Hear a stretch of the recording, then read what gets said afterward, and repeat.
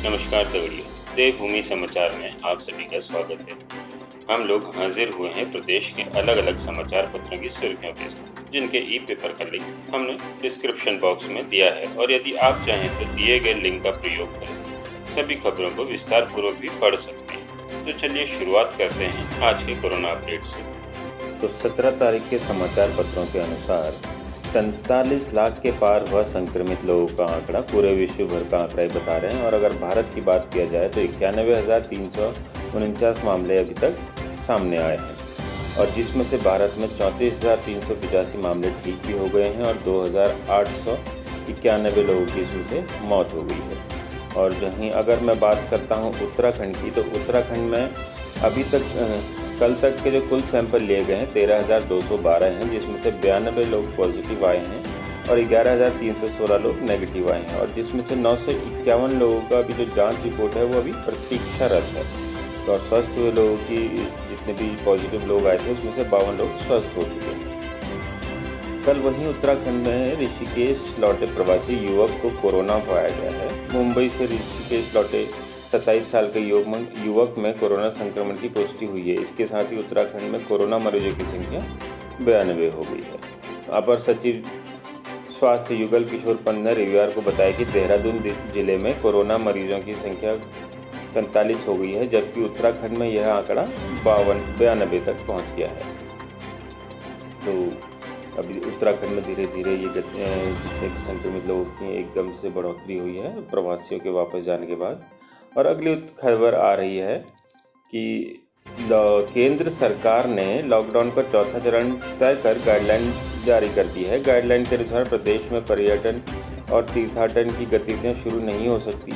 प्रदेश सरकार ने green zone में पर्यटन गतिविधियां संचालित करने की अनुमति मांगी थी। वहीं ग्रीन जोन, ऑरेंज और रेड जोन तय करने का अधिकार मिलने से कोरोना रोकथाम में और फायदा मिलेगा। इसके साथ राज्य में बसों के संचालन की राह खुल सकती है।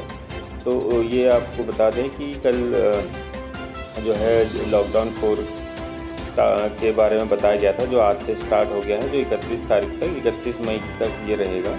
और इसमें क्या है कि अब लॉकडाउन 4 में जो गाइडलाइन जारी की उसके हिसाब से अब सरकार, अब केंद्र जो राज्य सरकार है खुद तय करेगी जोन। बसें चलाने पर जल्द होगा फैसला। दुकान खोलने का समय बढ़ाकर राहत दे सकती है प्रदेश सरकार। तो और उनका कहना है कि इस जो अपना ऑनलाइन पढ़ाई है वो जारी रहेगी। तो यही है आज का। और अगली खबर के हिसाब से क्या बताया जा रहा है कि मौसम विभाग ने आज सोमवार को उत्तरकाशी, चमोली, रुद्रप्रयाग, पिथौरागढ़ और बागेश्वर में हल्की बारिश के आसार जताए हैं। मौसम विभाग के निदेशक विक्रम सिंह ने बताया कि राजधानी दून में भी दोपहर बाद कुछ जगह हल्की बारिश हो सकती है। और 12वीं तक हर क्लास के लिए अलग चैनल। नई दिल्ली से एक खबर है, एक देश एक कानून की तर्ज पर पहली बार एक क्लास एक चैनल और एक डिजिटल प्लेटफॉर्म पर ऑनलाइन पढ़ाई होगी। पहली से 12वीं कक्षा के छात्रों के लिए अब अलग अलग चैनल होगा। तो ये भी एक अच्छी खबर है कि ऑनलाइन में काफ़ी सुधार आ रहा है इस लॉकडाउन के दरमियान। और अपने आर्थिक पैकेज की जो चौथी किस्त थी उसमें वित्त मंत्री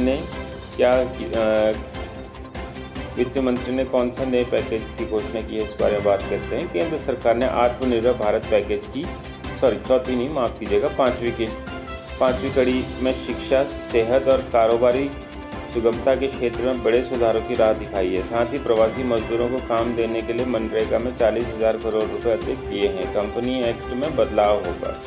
वित्त मंत्री निर्मला सीतारमण ने बताया कि मनरेगा का बजट आवंटन 61,500 करोड़ रुपए था। अतिरिक्त आवंटन से करीब 300 करोड़ कार्य दिवस पैदा होंगे। बहुत अच्छी बात है। बताया सार्वजनिक उपक्रमों के लिए नीति आएगी और सभी क्षेत्र निजी कंपनियों के लिए खोल दिए जाएंगे। ओके, तो इसमें ये बताया है कि अब जो है ज़्यादा से ज़्यादा निजी कंपनियों को हर क्षेत्र में मौके मिलेंगे, चाहे रोजगार हो, शिक्षा हो, कारोबारी सुगमता पर जोर दिया जाएगा। तो ये 5वीं किस्त में अपना अंतिम किस्त थी शायद इनकी है, इसमें उन्होंने ये बताया गया है। और 31 तक लॉकडाउन। 4 कंटेनमेंट जोन से बाहर खुलेंगी सभी दुकानें। तो ये खबर आ रही है। राज्य को मिला जोन तय करने का अधिकार। सशर्त खुलेंगे स्टेडियम और स्पोर्ट्स कॉम्प्लेक्स। आपसी सहमति से बसें व वाहन चला सकेंगे राज्य। इन पर रोक जारी। रेल, वायु, मेट्रो सेवा और school, college, cinema hall, mall व जिम, इन सब पे रोक अभी भी जारी रहेगी। तो अगली खबर की तरफ हम लोग रुख करते हैं। इसमें क्या है, स्वजल को भी जल संस्थान व पेयजल निगम में के एकीकरण में करें शामिल, उठाई गई है मांग। उत्तराखंड स्वजल कर्मचारी संघ ने कैबिनेट मंत्री उनियाल को सौंपा गया है ज्ञापन। इसमें कहा गया, उत्तराखंड स्वजल कर्मचारी संघ ने प्रदेश सरकार से पेयजल निगम व जल संस्थान के एकीकरण व स्वजल विभाग को भी शामिल करने की मांग की है। रविवार को संघ का एक प्रतिनिधिमंडल कैबिनेट मंत्री सुबोध उनियाल से मुलाकात की और उन्हें मांग के संबंध में एक मांग पत्र सौंपा। बहुत बढ़िया। अगली खबर की तरफ हम रुख करेंगे। इसमें है, वित्तीय पैकेज ने सरकार को करीब 1500 करोड़ का फायदा होगा। तो उत्तराखंड सरकार को इस वित्तीय पैकेज में 1500 करोड़ का फायदा होने की बात कही है। केंद्र सरकार की ओर से रविवार को घोषित वित्तीय पैकेज में प्रदेश को अधिक से अधिक 1500 करोड़ का फायदा होने का अनुमान है। केंद्रीय वित्त मंत्री निर्मला सीतारमण ने राज्यों की बाजार उधारी की सीमा सकल घरेलू उत्पाद या जीडीपी के 3% से बढ़ाकर 5% करने की घोषणा की है। इस हिसाब से प्रदेश की उधारी सीमा 7.5 से बढ़कर 12,500 करोड़ होने का अनुमान है। ऐसे में सरकार के पास करीब 5,000 करोड़ बाजार से उठाने का रास्ता था। प्रदेश की जीडीपी 2018-19 में करीब 2.3 लाख करोड़ रुपए मानी गई थी। 2019-20 में विकास दर 5% से भी कम हो गई और 2020-21 में विकास दर 0 के करीब होने का अनुमान है। केंद्रीय वित्त मंत्री ने बाजार उधारी सीमा तय करते हुए 2020-21 की जीडीपी को आधार बनाया है। असल पेंच सुधारों का है। केंद्र ने बाजार उधारी को बढ़ी हुई सीमा का उपयोग करने की कुछ शर्त भी लगाई है। इसमें से प्रॉपर्टी रेट हैं जो प्रदेश में पहले से ही कम है। दूसरा, वन नेशन वन कार्ड की व्यवस्था को लागू करने के लिए पीडीएस में सुधार से संबंधित है। इसी तरह शहरी क्षेत्रों को विकास योजनाओं को भी आधार बनाया गया है। वित्त सचिव अमित नेगी का कहना है कि राज्य में 1500 करोड़ तक का फायदा हो सकता है। तो ये बहुत एक अच्छी बात है उत्तराखंड सरकार के लिए कि 1500 करोड़ का फायदा होगा और जिससे जो है प्रदेश भर में और नई नई योजना को उत्तराखंड सरकार अपने कैबिनेट से लागू कर पाएगी और लोगों को इसका फायदा दिला पाएगी। और दूसरी खबर उसी में आ रही है, उत्तराखंड में औषधीय खेती को लगेंगे पंख। खेती किसानी के लिए पीएम मोदी के पैकेज में उत्तराखंड में औषधि खेती को पंख लगेंगे। पहली बार केंद्र सरकार ने औषधि खेती को बढ़ावा देने के लिए 2 साल में 4,000 करोड़ रुपए की व्यवस्था की है। प्रदेश सरकार का भी औषधीय एरोमा के साथ शहद और मत्स्य उत्पादन के माध्यम से किसानों की आमदनी बढ़ाने पर फोकस है, जिससे उत्तराखंड के किसानों को केंद्र के पैकेज का ज़्यादा लाभ मिल सके। जी हाँ, तो ये इस किसानों के लिए काफ़ी अच्छे मौके हैं जो इसमें अपना फ़ायदा ले सकते हैं, कर सकते हैं। और अगली खबर है, पुरानी योजनाओं पर जमी धूल को साफ करने का वक्त।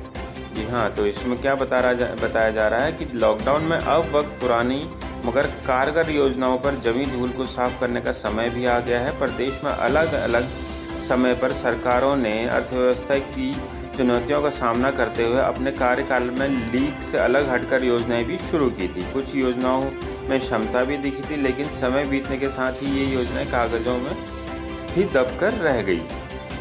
सरकार की ओर से पूर्व मुख्य सचिव इंदु कुमार पांडे की अध्यक्षता में समिति ने कुछ योजनाओं पर सरकार को काम करने को भी कहा है। इन योजनाओं का मजबूत पक्ष यह भी है कि इनको शुरू करने को लेकर आधारभूत काम कर लिया गया है। यह योजनाएं स्थानीय आर्थिकी को मजबूत करने के लिए शुरू की गई हैं।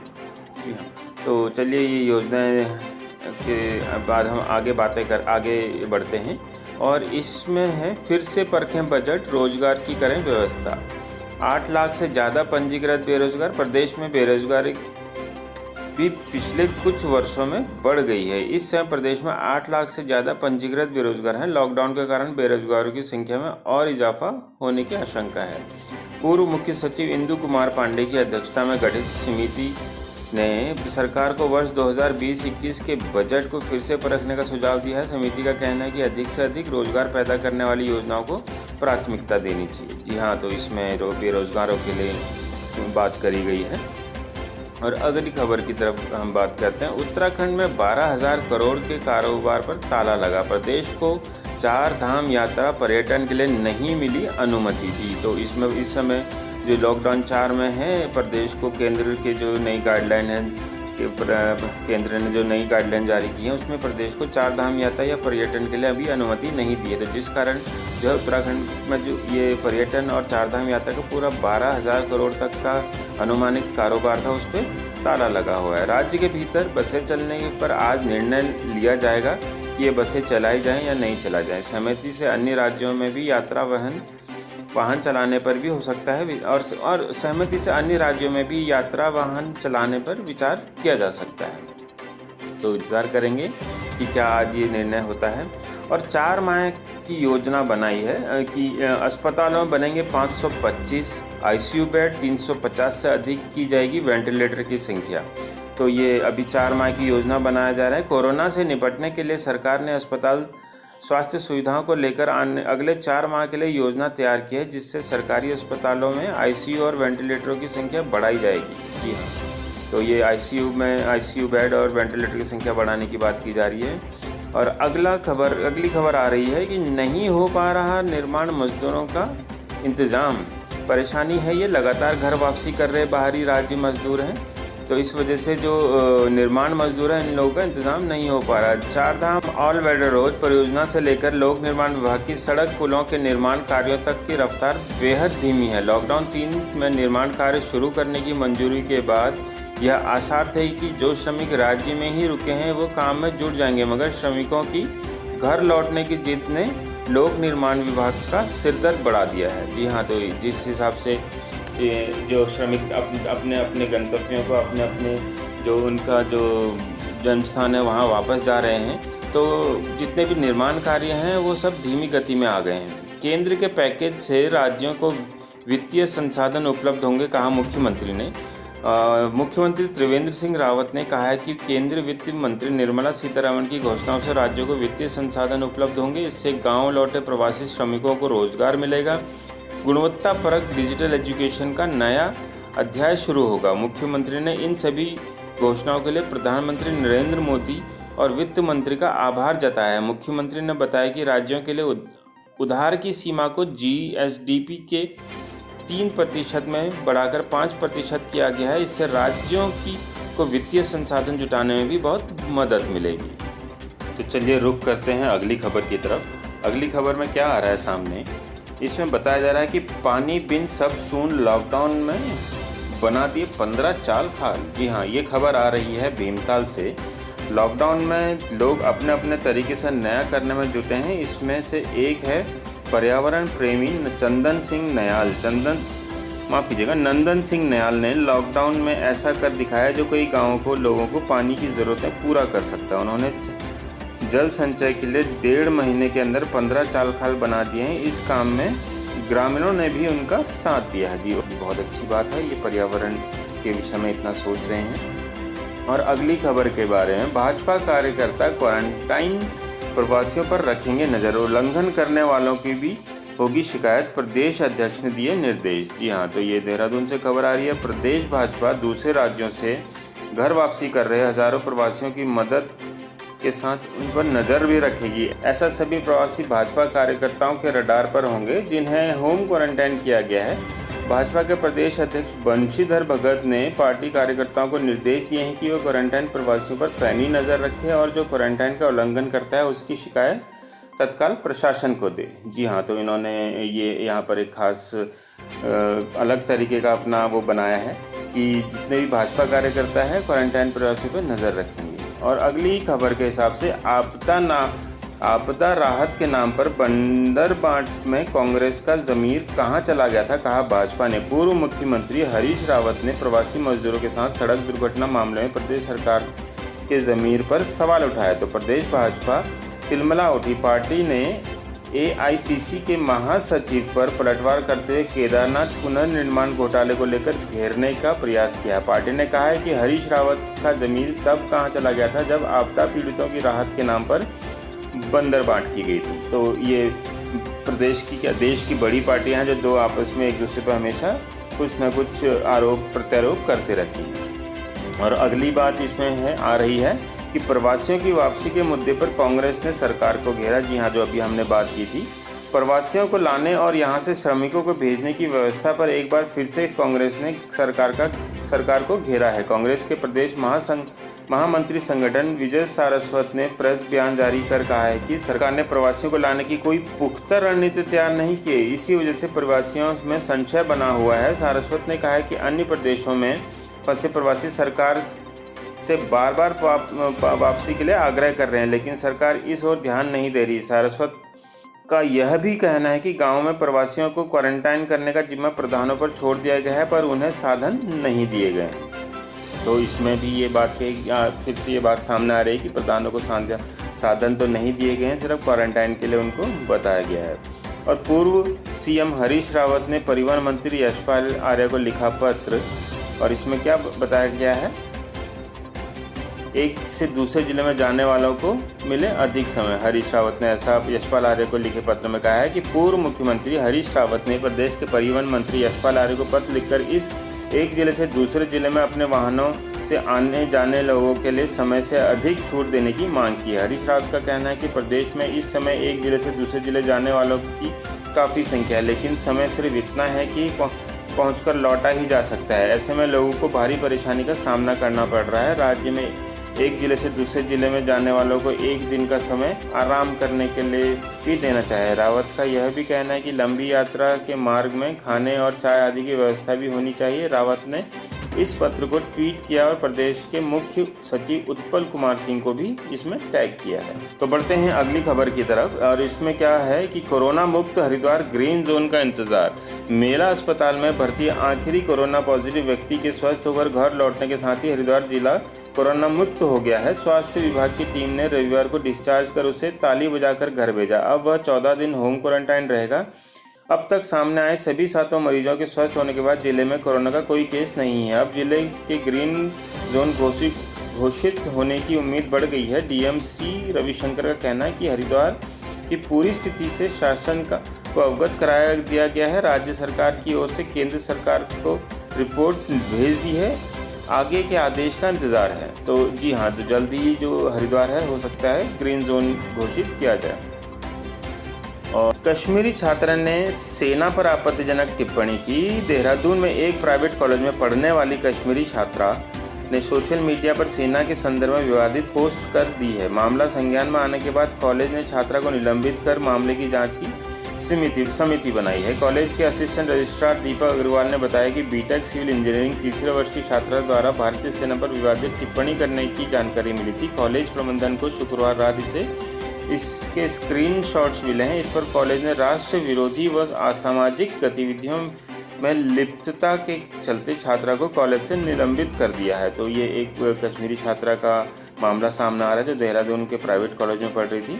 और कार्रवाई में क्या बताया गया, देहरादून के एक प्राइवेट कॉलेज में इंजीनियरिंग की छात्रा है। कॉलेज के मामले का संज्ञान लेकर छात्रा के खिलाफ की है कार्रवाई।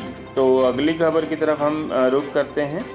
क्वारंटाइन सेंटर में नाबालिग से छेड़छाड़, ये कौड़ी से खबर आ रही है। कोतवाली क्षेत्र के एक क्वारंटाइन सेंटर में दूर के रिश्तेदार ने नाबालिग लड़की से छेड़छाड़ कर दी। पीड़ित लड़की ने ताऊ से आरोपी के खिलाफ पॉक्सो एक्ट में मुकदमा दर्ज कराया है। पुलिस ने आरोपी को गिरफ्तार कर जेल भी भेज देगा। शर्मनाक है, पीड़ित लड़की को दूर के रिश्तेदार ने छेड़ा है और पुलिस ने पॉक्सो में आरोपी को गिरफ्तार कर जेल भेज दिया गया है। ये काफ़ी शर्मनाक है हमारे देश के लिए, हमारे समाज के लिए।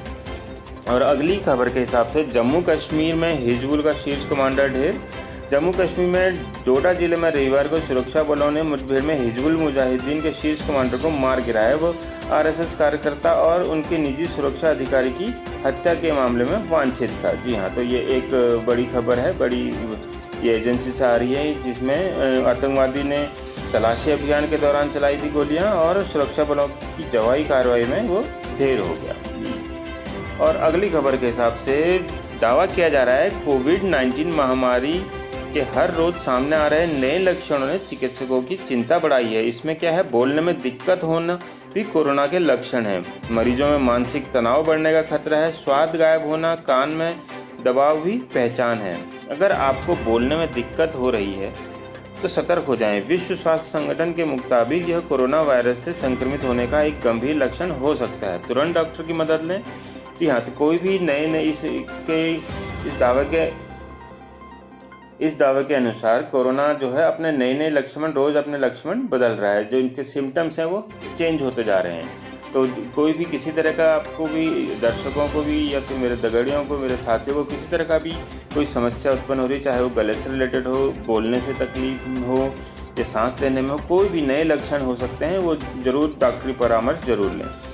और अगली खबर के हिसाब से वित्त मंत्री निर्मला सीतारमण ने रविवार को आखिरी दौर के राहत पैकेज का ऐलान किया था। जी हाँ, हमने जिस तरह से बात की थी कि 5वां राहत पैकेज इनका अंतिम था। इसके मुताबिक मनरेगा के जरिए 40,000 करोड़ रुपए अतिरिक्त दिए जाएंगे। इसमें पलायन कर रहे प्रवासी मजदूरों को रोजगार मुहैया कराने में आसानी होगी। वित्त मंत्री ने छात्रों को ऑनलाइन और टीवी चैनलों के जरिए पढ़ाई का भी रोड मैप पेश किया है। स्वास्थ्य कारोबार कंपनी कानून में ढील, सार्वजनिक उपकरणों में मामले और राज्यों को कर्ज सीमा बढ़ाने की अहम घोषणाएं की हैं। जी इस बारे में हम बात कर चुके हैं, मगर इसमें स्वास्थ्य, शिक्षा और सार्वजनिक उपक्रम और संकटग्रस्त कंपनियों के बारे में हमने ये भी बात की है। और जो घर वापसी जो जितने मजदूर कर रहे हैं उनके लिए भी 40,000 करोड़ रुपए का पैसा मनरेगा के लिए उन्होंने मंजूर किया है, मतलब पेशकश की है, तो इसमें उनको भी बेनिफिट मिलेगा। और अगली खबर के हिसाब से 3 माह पूर्व नौकरी पर लगे गेस्ट टीचर संकट में।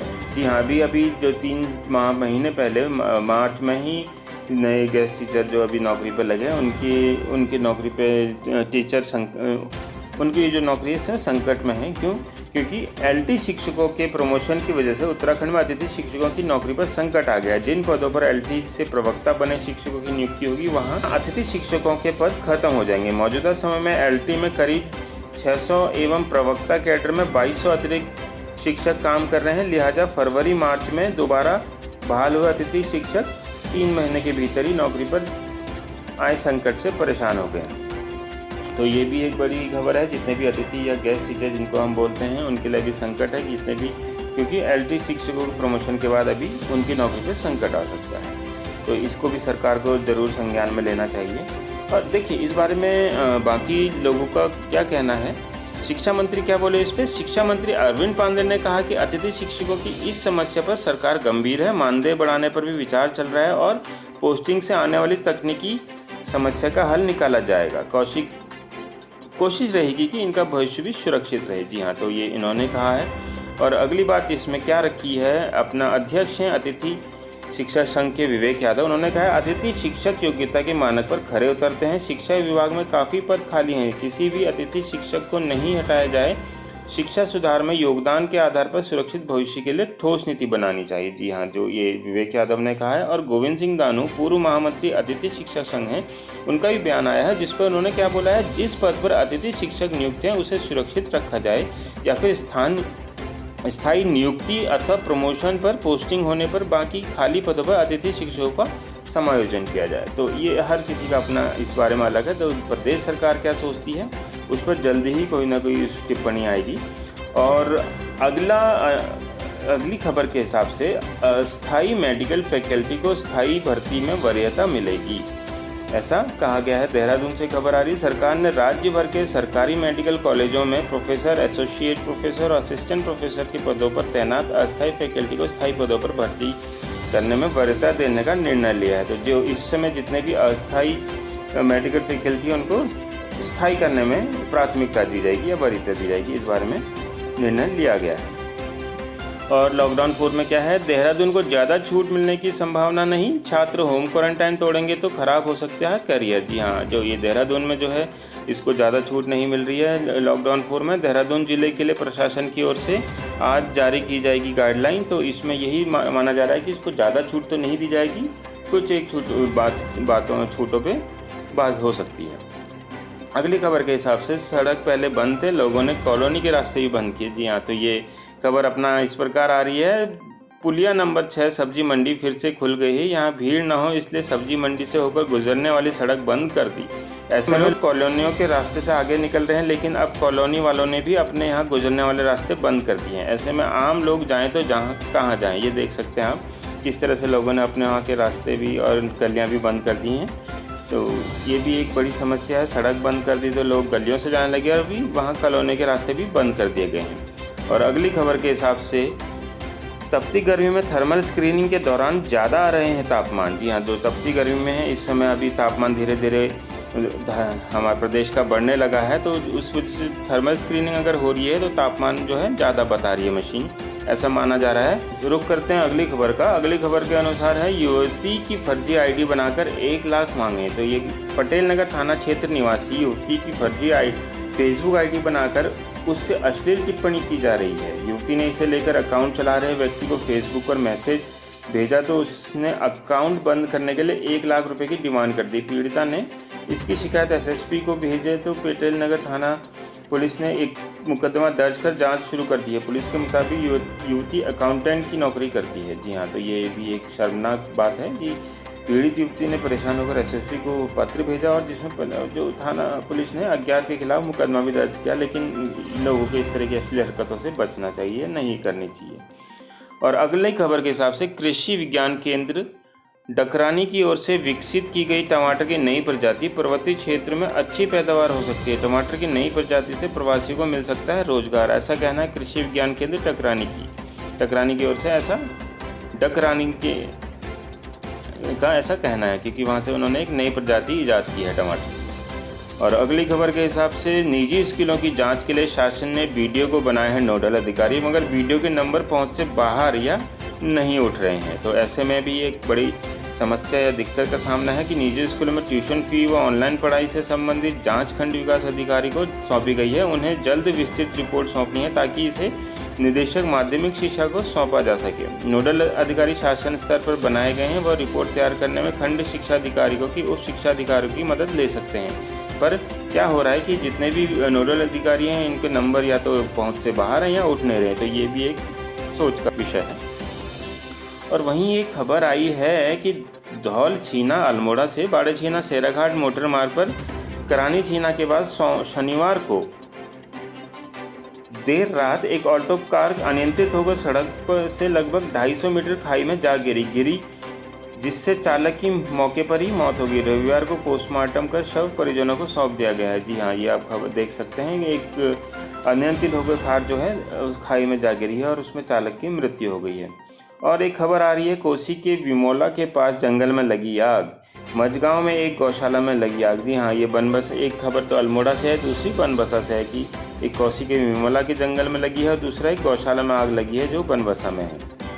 जी हाँ, तो ये उत्तराखंड में इस समय आम बात होती है इस महीने में आग लगना, खासकर जंगलों में। गौशाला में तो आम बात नहीं है, लेकिन जंगलों में आग लगना नॉर्मल सी बात है कि गर्मियों में लगती है।